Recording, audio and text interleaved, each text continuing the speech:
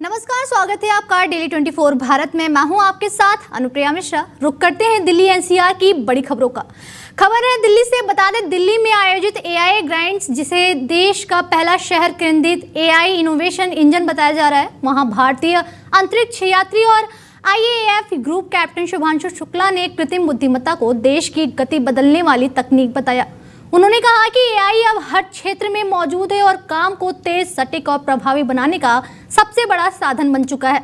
शुभांशु शुक्ला का कहना था कि यदि युवा पीढ़ी दिशा में जिम्मेदारी के साथ आगे बढ़े तो विकसित भारत 2047 का सपना समय से पहले पूरा हो सकता है। कार्यक्रम में दिल्ली की मुख्यमंत्री रेखा गुप्ता भी मौजूद रही। उन्होंने कहा कि प्रधानमंत्री नरेंद्र मोदी लगातार देश को तकनीक के नए आयामों तक ले जाने का प्रयास कर रहे हैं और हमें खुशी है कि हमारे देश के प्रधानमंत्री नरेंद्र मोदी जी हमेशा देश को आगे बढ़ाने के लिए उच्चतम टेक्निक्स, जो सबसे हाईएस्ट लेवल की टेक्नोलॉजी है, उसको देश में लाने के लिए हमेशा प्रयासरत रहते हैं। और इसीलिए जब हमारे केंद्र ने ये सोचा कि दिल्ली को, देश को एआई पे लेके जाना होगा, तब दिल्ली ने भी तुरंत ये सोचा कि जब पूरा देश इसकी सोच रहा हो तो हम सबसे पहले अपना कदम आगे बढ़ाएं। तो मैं अपने शिक्षा विभाग को, शिक्षा मंत्री जी को बधाई देती हूं कि आपने ये दिल्ली एआई ग्रांड कार्यक्रम करके जो शुरुआत की है, ये अपने आप में बहुत महत्वपूर्ण है। During my stay of 20 days, 20 दिन था मैं इंटरनेशनल स्पेस स्टेशन पे। हमने काफी सारी साइंस की। पहली बार भारतीय वैज्ञानिकों को माइक्रोग्रेविटी रिसर्च करने का मौका मिला और हमने 7 एक्सपेरिमेंट्स हम लेके गए थे अपने साथ में और हम उनको वापस लेके आए। तो मैंने देखा कि एआई जो है वो हर एक एस्पेक्ट में it is ingrained. Like I was saying, AI is a tool to do things, tool to accomplish things, whether it is earth observation, whether it is conducting science on station, whether it is reducing the workload on the astronauts. Everywhere AI is being used. वहीं नोएडा प्राधिकरण में IGRS मामलों के निस्तारण में लगातार ढिलाई सामने आने के बाद अब बड़ी कार्रवाई की गई। महीनों से लंबी शिकायतें और बार बार दिए गए निर्देशों के बावजूद सुधार न होने पर प्राधिकरण ने सख्त रुख अपनाया है। मुख्य कार्यकारी अधिकारी ने उन अधिकारियों का वेतन रोकने का आदेश जारी किया जिनके पास 12 से अधिक आईजीआरएस मामले लंबे समय से लंबित थे। इन अधिकारियों को डिफॉल्टर की श्रेणी में रखा गया क्योंकि लगातार चेतावनियों के बाद भी शिकायतों का समाधान नहीं किया गया। निर्णय के तहत संबंधित वरिष्ठ अधिकारियों का वेतन अगले आदेश तक रोका जाएगा। प्राधिकरण का कहना है कि ये कदम सिर्फ अनुशासन के लिए नहीं बल्कि नागरिकों की शिकायतों के समाधान को समयबद्ध और प्रभावी बनाने के लिए उठाया गया है। इस कार्रवाई के बाद विभाग के अंदर माहौल बदल गया है। कई अधिकारी अब तेजी से लंबी फाइलों को निपटाने में जुट गए हैं। इसका मुख्य उद्देश्य शिकायत निस्तारण प्रणाली को मजबूत बनाना और जनता के भरोसे को बनाए रखना है। बता दें, नोएडा में साइबर थाना पुलिस ने ऑनलाइन ठगी करने वाले एक बड़े नेटवर्क का पर्दाफाश कर दिया। पुलिस ने 4 ऐसे आरोपियों को गिरफ्तार किया जो लंबे समय से साइबर फ्रॉड से सक्रिय थे और अब तक 35 करोड़ रुपए से अधिक की ठगी कर चुके थे। दरअसल हाल ही में सामने आए 12 करोड़ की धोखाधड़ी के मामले में इनकी भूमिका मिलने के बाद पुलिस ने इन पर नजर और कड़ी कर दी थी। इसी दौरान जांच में पता चला कि ये गैंग कमीशन का लालच देकर लोगों से फर्जी जीएसटी रजिस्ट्रेशन, फर्जी फर्म और प्रमाण पत्र बनवाता था, जिनका इस्तेमाल बैंक में करंट अकाउंट खोलने के लिए किया जाता था। यही खाते बाद में लाखों की ठगी में काम आते थे। पुलिस की एक सटीक योजना के बाद गिरोह को बोटैनिकल गार्डन क्षेत्र से पकड़ लिया गया। छापेमारी के दौरान इनके पास से 60 बैंक खाते, 5 महंगे मोबाइल फोन और कई अहम दस्तावेज मिले। थाना साइबर क्राइम गौतम बुद्ध नगर पुलिस द्वारा 4 अभियुक्तों को गिरफ्तार किया गया है जो करीब 1 साल से साइबर ठगों को बैंक अकाउंट्स उपलब्ध करा रहे थे, जिसमें साइबर ठगी की धनराशि प्राप्त की जा रही थी। हाल में गौतम बुद्ध नगर में एक इन्वेस्टमेंट स्कैम हुआ था जिसमें पीड़ित से करीब 12 करोड़ की साइबर ठगी की गई थी। इन 4 अभियुक्तों की उस ठगी में भी भूमिका पाई गई है। पूछताछ के दौरान ज्ञात हुआ कि ये अभियुक्त चाइना में बैठे साइबर ठगों को बैंक अकाउंट्स उपलब्ध करवा रहे थे। चारों अभियुक्तों को माननीय न्यायालय के समक्ष पेश किया गया। अन्य विधिक कार्यवाही की जा रही है। थाना साइबर वहीं देश की राजधानी दिल्ली एनसीआर समेत पूरे उत्तर भारत में सर्दी ने अब पूरी ताकत दिखाना शुरू कर दिया है। दिन में धूप निकल रही है लेकिन ठंड का असर कम नहीं हो रहा। सुबह और रात के तापमान में तेज गिरावट, कई इलाकों में शीतलहर जैसे हालात बन गए हैं। मौसम विभाग ने चेतावनी दी है कि बता दें आने वाले दिनों में ठंड और बढ़ने वाली है। उत्तर भारत के साथ देश के कई हिस्सों में कड़ाके की ठंड पड़ रही, कुछ राज्यों में बारिश की संभावना जताई गई। आईएमडी ने 3 राज्यों में बारिश का अलर्ट और 12 बड़े शहरों में घने कोहरे की चेतावनी जारी की है। इनमें दिल्ली, कोलकाता, लखनऊ, जयपुर, पटना, भोपाल, नैनीताल, शिमला और मनाली जैसे शहर शामिल हैं। कई शहरों में अधिकतम तापमान 15 डिग्री से नीचे और न्यूनतम तापमान 5 डिग्री से कम रहने का अनुमान है।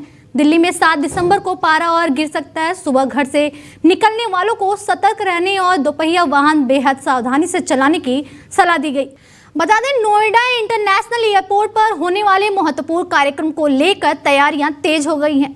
इसी क्रम में एक उच्च स्तरीय बैठक आयोजित की गई जिसमें संबंधित क्षेत्र के प्रतिनिधि और प्रमुख विभागों के अधिकारी मौजूद रहे। बैठक में एयरपोर्ट परिसर के भीतर और बाहर की व्यवस्थाओं की विस्तार से समीक्षा की गई ताकि कार्यक्रम के दिन किसी भी तरह की कमी न रह जाए। सुरक्षा व्यवस्था को और मजबूत करने का फैसला लिया गया। अधिकारियों को निर्देश दिए गए कि हर प्रवेश बिंदु पर पर्याप्त सुरक्षा बल तैनात किया जाए और निगरानी व्यवस्था 24 घंटे सक्रिय रहे। ट्रैफिक और पार्किंग प्रबंधन पर भी विशेष ध्यान दिया गया। बड़ी संख्या में लोगों के पहुंचने की संभावना के चलते सभी रास्तों की जांच की गई। साथ ही निर्देश दिए गए हैं कि सभा स्थल पर पहुंचने वाले मार्ग बाधा मुक्त हों, किसी भी रुकावट को पहले ही हटा दिया जाए। अधिकारियों को यह भी कहा गया है कि सभी विभाग निरंतर समन्वय बनाए रखें ताकि कार्यक्रम पूरी तरह व्यवस्थित और सफल तरीके से आयोजित किया जा सके। वहीं दिल्ली से बड़ी खबर सामने आ रही है। पटियाला हाउस कोर्ट ने गैंगस्टर लॉरेंस बिश्नोई के भाई अनमोल बिश्नोई की हिरासत 7 दिन और बढ़ा दी है। मामला बेहद संवेदनशील है, इसलिए सुरक्षा कारणों से एनआईए जज खुद मुख्यालय पहुंचे और बंद कमरे में सुनवाई की गई। एनआईए के वकील ने अदालत से अनुरोध किया था कि जांच के लिए उसे और समय चाहिए। कोर्ट ने ये मांग मानते हुए हिरासत अवधि बढ़ाने का आदेश दिया। आपको बता दें इससे पहले 29 नवंबर को कोर्ट ने अनमोल बिश्नोई को 7 दिन की हिरासत पर भेजा था। फिलहाल एनआईए की जांच जारी है। अगली खबर गाजियाबाद से है, जहां हिंडन एयरबेस सिविल टर्मिनल पर इंडिगो एयरलाइंस की देश भर में हो रही फ्लाइट कैंसिलेशन का असर अब साफ दिखाई देने लगा है। दोपहर 2 बजे मुंबई जाने वाली इंडिगो की फ्लाइट रद्द कर दी गई और जिसके बाद एयरपोर्ट पर अफरा तफरी का माहौल बन गया। सैकड़ों यात्री टर्मिनल पर फंसे हुए हैं। कई घंटे से लोग सिर्फ एक ही सवाल पूछ रहे हैं, हमारी फ्लाइट आखिर कब चलेगी। लेकिन अब तक एयरलाइन की तरफ से कोई आधिकारिक बयान नहीं आया है। हिंडन एयरपोर्ट प्रशासन का कहना है कि सुबह ही उन्हें फ्लाइट कैंसिल होने की जानकारी मिल गई थी। यात्रियों को भी आगाह किया गया, लेकिन बावजूद इसके स्थिति कंट्रोल से बाहर होती चली गई। अधिकारियों ने एयरलाइन से लगातार संपर्क बनाए रखा। यात्रियों की मदद के लिए हेल्पलाइन नंबर और टर्मिनल पर हेल्प डेस्क सक्रिय कर दिए गए, जहां लगातार कॉल्स और शिकायतें पहुंच रही। आपको बता दें हिंडन एयरपोर्ट से इंडिगो रोजाना 8 फ्लाइट्स ऑपरेट करता है। मुंबई, अहमदाबाद, बेंगलुरु, चेन्नई, इंदौर, कोलकाता, पटना और वाराणसी जैसे बड़े शहरों के लिए।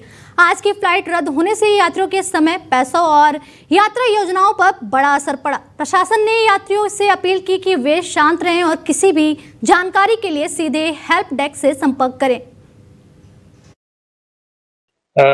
Yesterday all the flights were cancelled.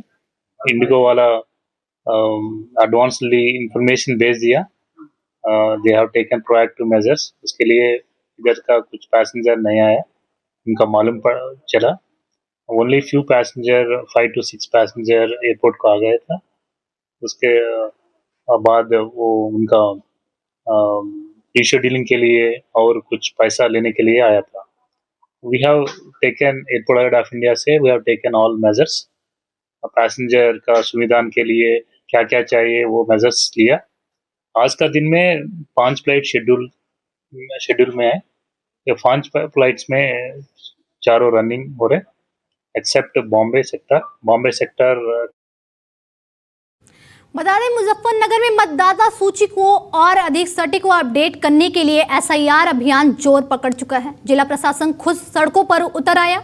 अधिकारी डोर टू डोर जाकर लोगों से मुलाकात कर रहे हैं और उन्हें इस विशेष अभियान से जुड़ने की अपील कर रहे हैं। प्रशासन का साफ कहना है कि जिले का कोई भी मतदाता छूटना नहीं चाहिए। इसी कड़ी में रविवार को हर बूथ पर विशेष कैंप लगाए जाएंगे। जिन लोगों ने अब तक अपना फॉर्म नहीं भरा वे सीधे कैंप जाकर अपना फॉर्म जमा कर सकेंगे।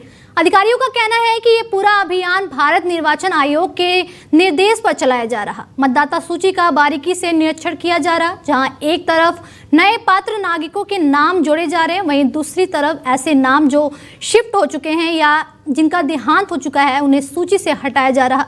उद्देश्य एक शुद्ध और सटीक मतदाता सूची तैयार करना। अधिकारी लगातार घर घर जागरूकता फैला रहे हैं, लोगों से अपील कर रहे हैं कि इस मौके का लाभ उठाएं और समय पर अपना फॉर्म जमा कर दें।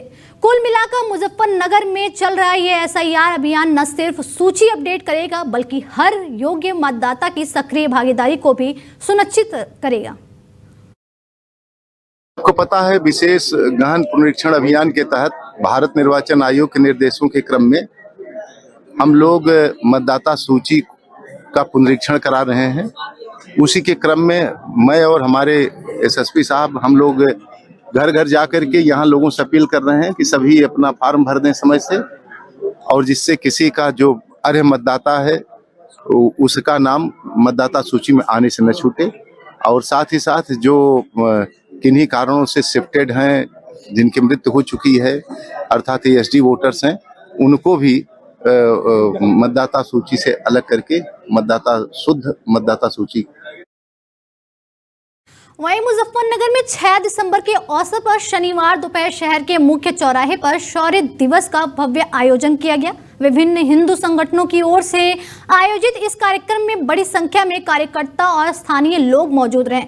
कार्यक्रम की शुरुआत धार्मिक मंत्रोच्चारण, घड़ियाल की ध्वनि और शिव विग्रह के साथ पूजा अर्चना के साथ हुई। इस दौरान उपस्थित लोगों ने जय श्री राम के जय घोष लगाए और एक दूसरे को बधाइयां देते हुए मिठाई वितरित की। संगठनों के पदाधिकारी और कार्यकर्ता पूरे उत्साह के साथ आयोजन को आगे बढ़ाते नजर आए।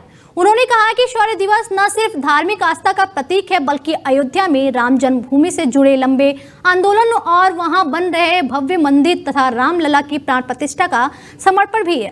कार्यक्रम में ऐतिहासिक प्रसंगों और धार्मिक महत्व पर विशेष रूप से प्रकाश डाला गया। सुरक्षा व्यवस्था को लेकर प्रशासन भी सतर्क दिखा। स्थानीय पुलिस बल पूरी संवेदनशीलता के साथ स्थल पर तैनात रहा और कार्यक्रम के दौरान क्षेत्र में लगातार निगरानी बनाए रखी। दोपहर बाद कार्यक्रम शांतिपूर्वक संपन्न हो गया और कहीं से किसी भी अप्रिय घटना की सूचना नहीं मिली। स्थानीय लोगों का कहना है कि इस चौराहे पर हर वर्ष ऐसे कार्यक्रम आयोजित किए जाते हैं। वहीं इस बार कार्यकर्ताओं ने विशेष रूप से कहा कि ये दिन हिंदू समाज के लिए गर्व और आस्था उत्साह का प्रतीक है और आगे की परंपराओं के अनुसार ऐसे आयोजन जारी रहेंगे। देखिए, आज जो हमारे वीर शौर्यवान थे उनको नमन करते हुए 2 मिनट का मौन रखकर उनकी याद में, उनकी आत्मा की शांति के लिए, और उसके बाद हमने मिठाई वितरण कर आज उनके नाम पर शौर्य दिवस बनाया जा रहा है। हर साल बनाते हैं और आगे भी बनाते रहेंगे। जिस तरीके से हमारे वीरों ने श्री राम जन्मभूमि पर जो एक ढांचा था जिसे बाबरी कहा जाता था, उस बाबरी ढांचे को गिराने का काम हमारे शूरवीरों ने किया है। उन्हीं की याद में आज हम जो है शौर्य दिवस बना रहे हैं। आज 6 दिसंबर को हमने शौर्य दिवस के रूप में मनाया है, क्योंकि 6 दिसंबर 1992 को बाबरी विध्वंस किया गया था। एक बाबरी नाम की मस्जिद थी जिसको ध्वस्त करने का कार्य कार सेवकों द्वारा किया गया था, राम भक्तों द्वारा किया गया था, और वहां पर जो है हिंदू राष्ट्र की स्थापना के लिए और राम मंदिर की नींव वहां रख दी गई थी। आज देश में भव्य राम मंदिर उस स्थान पर बन चुका है और माननीय प्रधानमंत्री महोदय द्वारा एक भगवा ध्वज जो है वहां फहराकर, पताका फहराकर जो है हिंदू राष्ट्र की तरफ एक कदम बढ़ा दिया गया है। और मैं समझता हूं कि आने वाले दिनों में हिंदुस्तान हिंदू राष्ट्र होगा। फिलहाल इस बुलेटिन में मेरे साथ इतना ही। दीजिए इजाजत। नमस्कार।